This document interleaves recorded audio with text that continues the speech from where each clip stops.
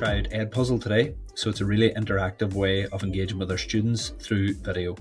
We can add questions and make it more interactive, and we get a lot of feedback back from the system.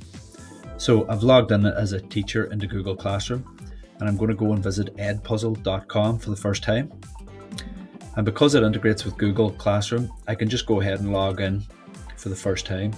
I select I'm a teacher, and I'm going to use my Google sign-in. So there's my email address, it's already entered. Okay, so they want some details for you the first time you log in. I don't really have to provide any of this because it's filled in.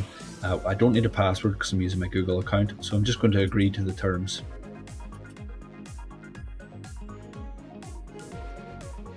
You'll have to visit your email account and verify the email, but that should be okay. Then it comes to this bit, and this bit can be a little bit tricky because if other people have already registered in your school, sometimes it can be difficult to find your school. It doesn't always work for me. But if it doesn't come up, if you just scroll to the bottom and say my school isn't listed, and when I put in the address,